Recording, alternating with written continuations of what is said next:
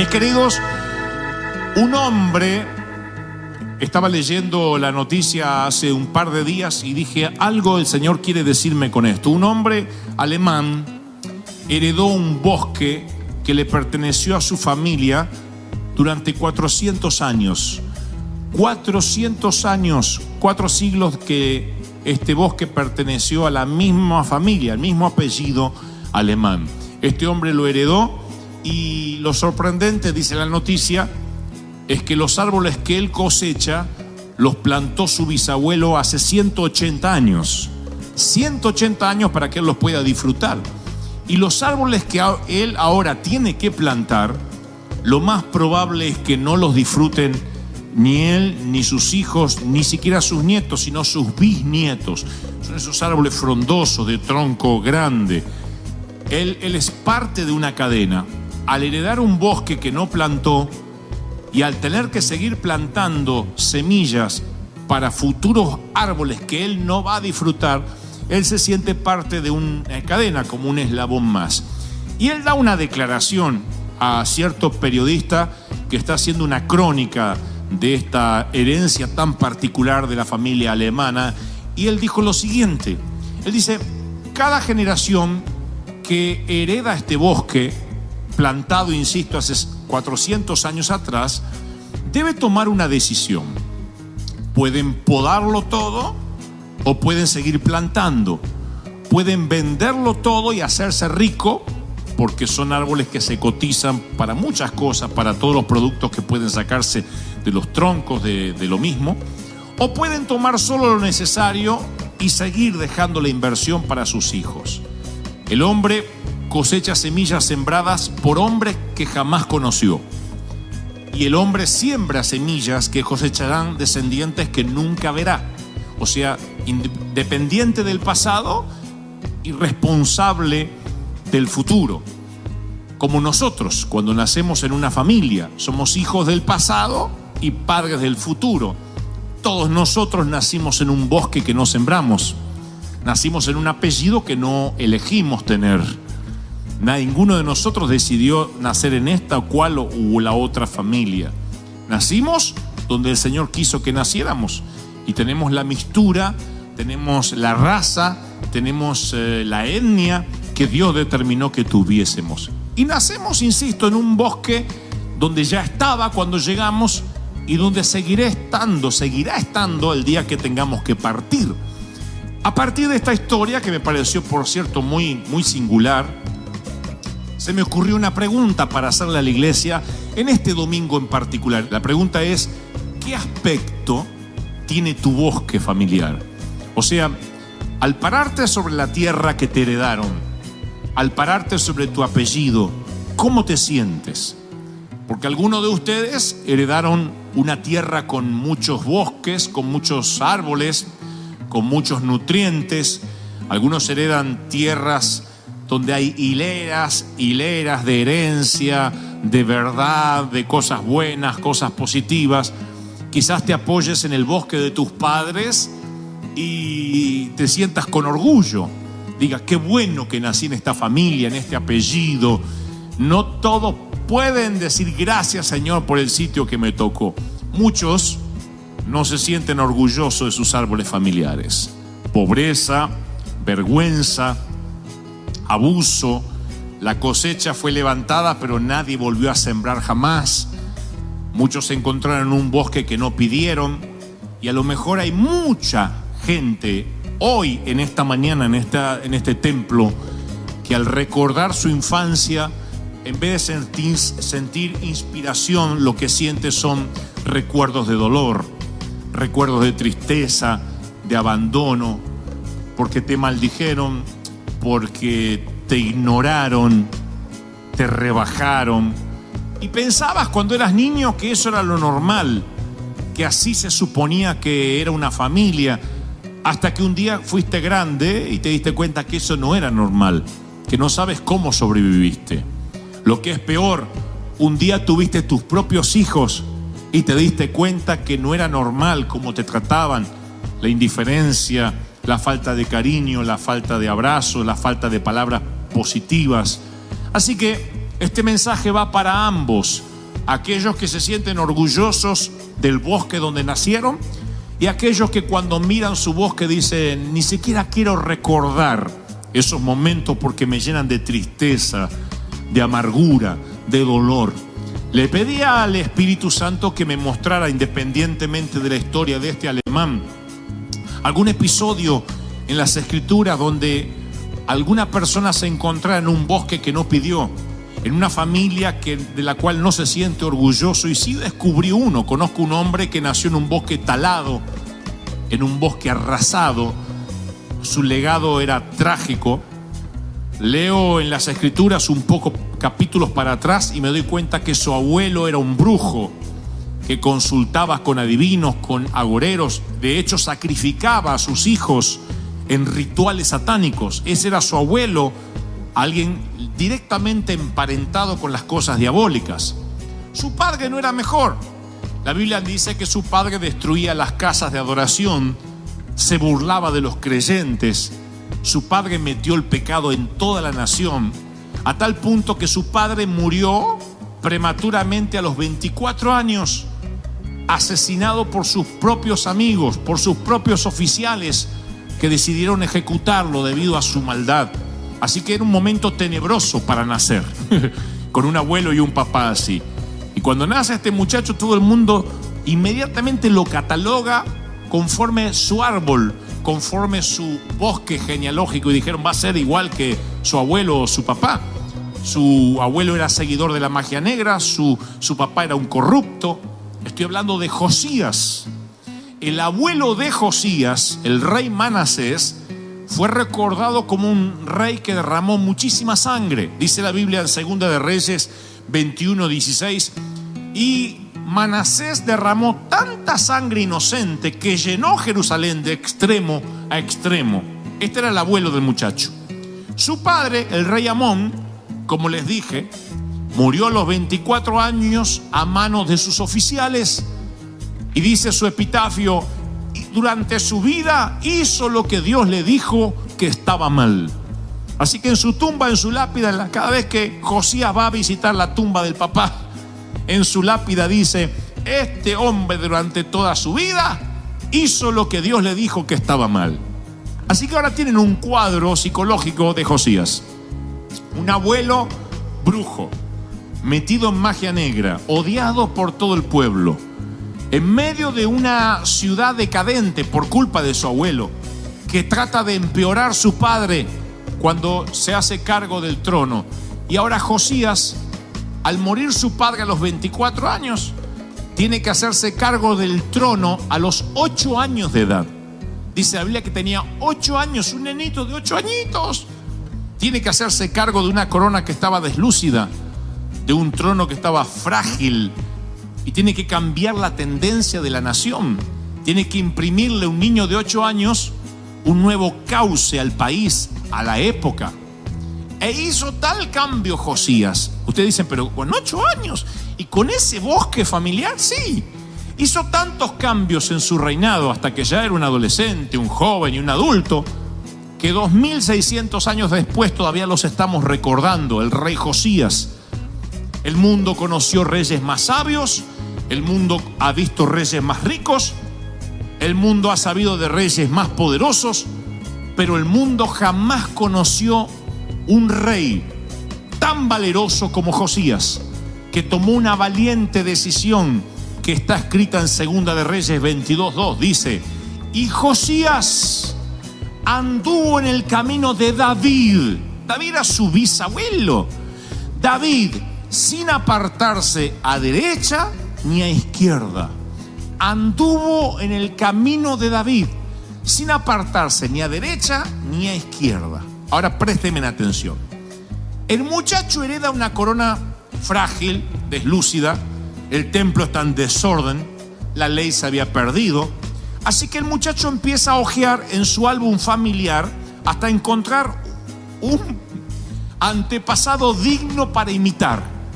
Mira porque todas las crónicas de los reyes estaban escritas en papiros, en rollos. Todas las decisiones de los reyes, todo lo que los monarcas hacían quedaba escrita a través justamente de los escribas. Así que él empieza a buscar en su álbum familiar a ver si puede imitar al padre. Dice, mirá la que se mandó el viejo. Esta no puedo. Esta menos. Mira al viejo y el viejo era un desastre. Así que se va más atrás. Dice, voy a tratar de imitar a mi abuelo. Cuando se encuentra con el abuelo dice, ay, qué nene que era el abuelo, Dios mío. Un vago el abuelo. Borracho, brujo, sinvergüenza, mujeriego. Así que dice, ¿a quién voy a imitar? Y entonces tiene que saltear al padre, tiene que saltear al abuelo e irse más atrás todavía hasta que encuentra a David. Y descubren las crónicas que David, que era su tatara o quién sabe, abuelo por allá, cuando descubre a David dice, voy a tratar de imitarlo a él, porque las crónicas decían que David tenía un corazón conforme al del Señor. O sea, saltea todo lo que no le conviene y trata de buscar en su álbum familiar alguien a quien emular, alguien a quien imitar. Tú no puedes elegir a tus padres, pero puedes elegir a tus mentores. ¿Me están siguiendo, sí o no? Tú no puedes elegir en qué familia nacer, pero puedes elegir a qué familia espiritual pertenecer. Tú no puedes decidir qué apellido tener, pero sí puedes decidir tener un apellido celestial con un ADN que es más fuerte que el ADN que circula por tu sangre, por tus genes, que es el ADN que te da el Señor y el Espíritu Santo. ¿Están de acuerdo con eso, sí o no?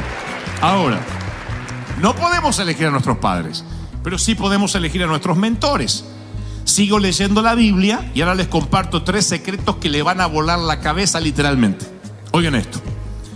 Sigo leyendo la Biblia y dice, la gente, durante el reinado de Josías, claro, la gente derribó los altares de los Baales según las directivas de Josías. Josías destruyó los altares de incienso, despedazó las imágenes de los dioses paganos de Acera, etc. Las redujo a polvo. Sigo leyendo y dice, y quemó los huesos de los falsos sacerdotes. Sigo leyendo y descubro, y derribó los altares paganos por toda la tierra de Israel. Veo un Josías que dice, no voy a abrazar lo que me enseñaron mis padres, rechazo todo lo malo que haya en mi sangre y elijo a quién me quiero parecer. Elijo quién va a ser mi mentor. Y cuando tenía que tomar una decisión pensaba, ¿qué haría David en mi lugar? Nunca pensaba qué haría mi viejo en mi lugar. Nunca pensaba qué haría mi abuelo en mi lugar. Decía, ¿qué haría David en mi lugar? Y veo que cuando Josías comienza su reinado, dice, y Josías servía al Dios de David, el Dios de aquel abuelo, el Dios que tuvo David. Pero al terminar casi el reinado Josías, que ya era un hombre, no era un hombre muy viejo, a los 26 años de edad, él restaura el templo y la Biblia dice, y en el año 18 de su reinado, cuando ya había limpiado la tierra y la casa, envió que repararan la casa del Señor, su Dios. Ya no era el Dios de David. Ahora el Dios de David se había transformado en su Dios. ¿Me siguen hasta ahí, sí o no? Él empezó a servir al Dios de David porque nació en un momento donde nadie conocía a Dios. Se habían olvidado de las leyes. Pero de pronto, cuando él descubre que en su linaje, en su bosque, hubo un hombre llamado David que hizo las cosas bien, por consecuencia descubre al Dios de ese hombre que hizo las cosas bien. Y dice, no solo voy a imitar a David, sino al Dios que él tenía. Y al empezar a imitar a David, el Dios que tenía David se transforma en su Dios también. Y los milagros que Dios hizo en su abuelo David, ahora empiezan a ocurrirle a él. Y la Biblia dice, y él sirvió a su Dios, se transformó en su Dios personal y privado. Y a partir de ahí él dice, no, hay que volver el pueblo hacia Dios, hay que redireccionar la nación. Aquí está todo escrito, cómo debemos estar. Y echa a los brujos, y echa las cosas malas, y trae una limpieza a toda la nación. Ahí es cuando Josías descubre que él no nació en ese bosque familiar por accidente. Nació para cambiar el rumbo de su apellido y lo que es más, el rumbo de la nación. ¿No será esa la razón por la cual tienes el apellido que tienes? ¿No será esa la nación la razón por la cual naciste en la familia que naciste, en la nación y en el país que naciste, con el papá que tuviste o que no tuviste?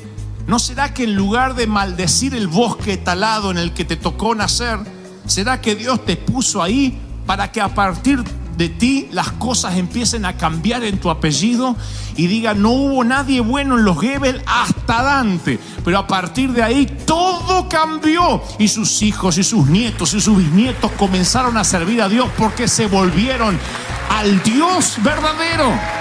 ¿No será que eso quiere Dios? ¿Cuántos dicen amén?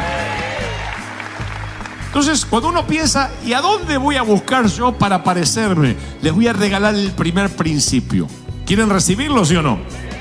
Escuchen este principio que está dicho por Jesús en el Evangelio de Juan 3:6. Juan 3:6 dice: la vida humana, oigan, la vida humana nace del hombre, mientras que la vida espiritual nace del Espíritu. ¿Me siguieron, sí o no?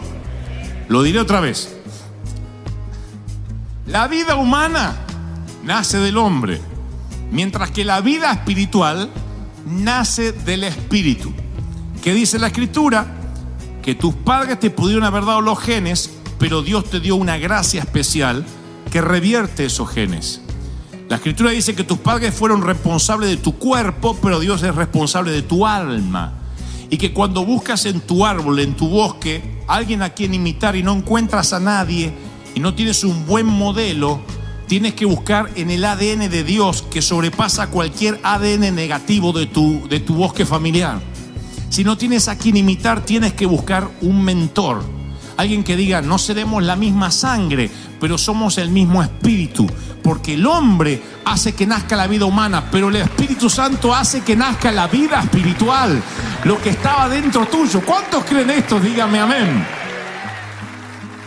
Así que nadie diga: el que yo estoy condenado, el que nació pa' perro, muere caniche. No diga esas cosas. Porque dentro tuyo hay un gen, hay un ADN diferente. Tu padre creó las galaxias. Tu padre fue el que acomodó el cosmos en su lugar, el que niveló las montañas. Tu padre metió los océanos en los cauces. Esa es tu familia real. Eso corre por tus venas. Cuando entiendes eso, no importa dónde naciste. ¿Me están siguiendo, sí o no? Segundo principio que nace de esta historia es el principio de los genes latentes, que está confirmado y corroborado médicamente. Todos nosotros tenemos genes, algunos se activan y otros quedan allí por años. Mal valga la comparación, es como los virus, como las enfermedades. Si tuviste una enfermedad cuando niño, esa enfermedad a veces queda un virus de forma pasiva alojada en tu cuerpo. Y a los 30, a los 40, a los 50 años, ese virus se vuelve a despertar y a veces produce una reacción menor, importante, etc. Y tú dices: pero si yo esto ya lo sufrí cuando niño. Sí, pero el gen latente quedó allí oculto en algún lugar del cuerpo y se vuelve a despertar. Dicen que eso pasa con el cáncer, que el cáncer no es una enfermedad que uno adquiere por el oxígeno, por contagio, sino que ya está eso desde que naces dormido. Y hay que orar de que no se despierte, porque cuando se despierta y sale a la luz, es como que eso que estaba allí de forma pasiva ahora forma una parte activa y produce el cáncer. De la misma forma pasa con los genes. Hay genes que están allí guardados, que tú no sabes, que Dios los programó para activarse en determinado momento. Se me llena el corazón al pensar que cuando nosotros nacemos en el Espíritu, hay genes que Dios coloca desde los cielos en tu interior y quedan allí guardados para que en algún momento ¡puc!, se activen y empieces a usarlos y digan: pero yo ni sabía que esto estaba en mí. Se llama dones del Espíritu.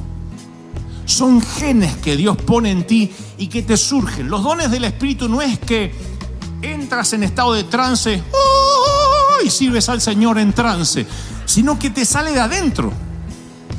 ¿Me siguen, sí o no? Los profetas, la profecía es un don. Y yo nací en una iglesia donde las profetas entraban en trance.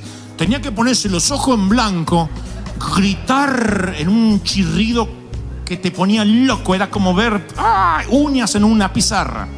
¡Ay, Señor! Yo no quería ser profeta porque digo, no voy a gritar como esa endemoniada nunca. Porque y ella decía, no sé lo que dije, el Señor me agarró, como que la agarraba como un robot. Hasta que entendí que los dones funcionan metidos, inmiscuidos, mezclados dentro de tus genes. Y toda tu familia a lo mejor siempre fue egoísta, nunca dio nada.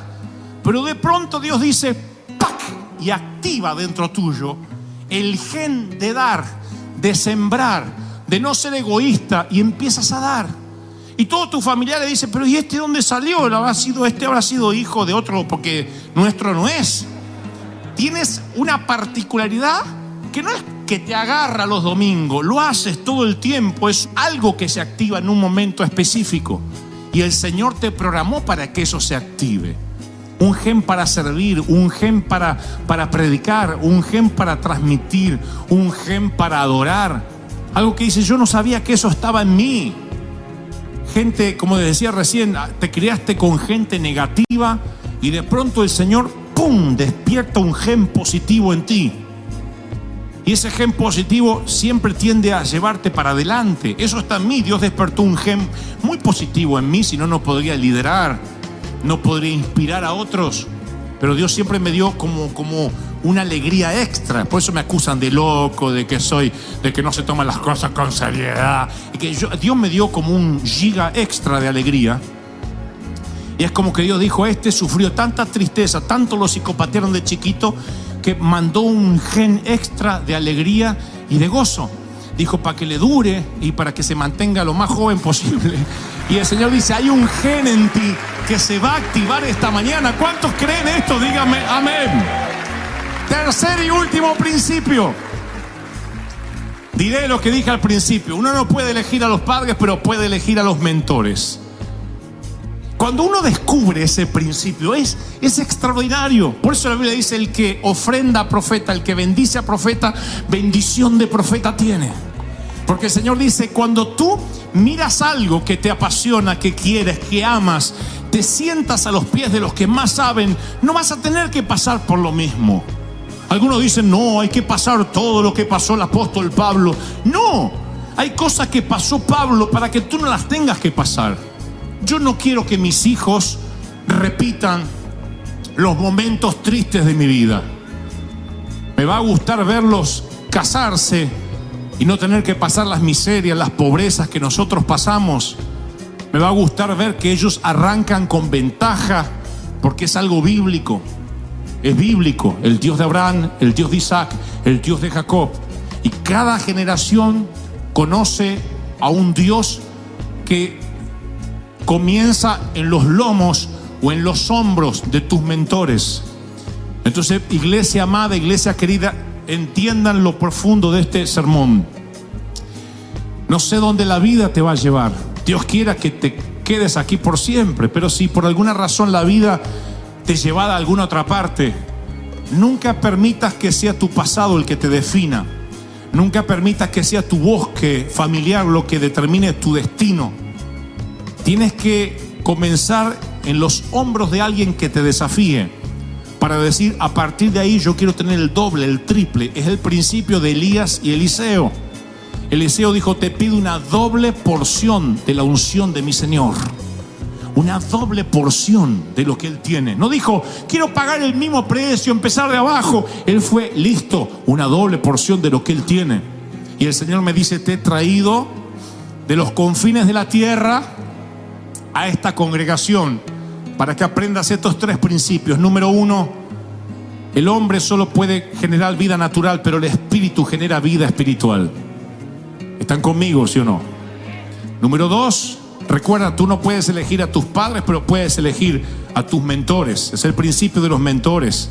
Número tres, hay genes latentes en ti que están esperando activarse.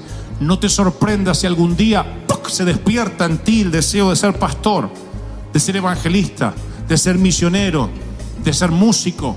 Y tú dices, pero si yo nunca pensé, yo tampoco nunca pensé hacer nada de lo que hago. Pagaría cualquier cosa porque me vieran a mí de adolescente, de jovencito, lleno de complejos, sin poder hablar a la gente, tartamudo, con cierto grado de autismo durante gran parte de mi niñez, para que ustedes vean lo que Dios puede hacer con un inútil, con alguien que no tiene dones, pero que Dios puso genes allí. Desde el vientre cancerígeno de mi madre, Dios me llenó de genes que se iban a activar en momentos especiales. Y luego fue a mi calendario y dijo, este gen se le va a activar a los 6 años. Y empecé a dibujar. Este otro gen no se activará hasta que tenga 17. Y fue la primera vez que hablé en público y nunca paré. Este otro gen se le va a activar cuando tenga 20. Este otro gen a los 35. Y descubrí que podía escribir. De golpe empecé a escribir libros como si hubiese estudiado para hacerlo toda la vida. Otro gen que se activó, puesto desde el vientre de mi madre. Un gen pastoral que se activa exactamente cuando cumplo los 40. Se activa y se despierta como si siempre hubiese sido pastor. Y los que creyeron enseñarme hoy me dicen, díganos cuál es el método de crecimiento. No tengo idea, se activó el gen. ¿Cómo le voy a decir si 40 años para atrás no encuentro nada? Y no sé qué más se me va a activar de acá hasta la vejez. Pero esos genes están en ti. Esos genes están en ti. ¿Cuánto lo quieren y lo reciben? Díganme amén. ¡Aleluya!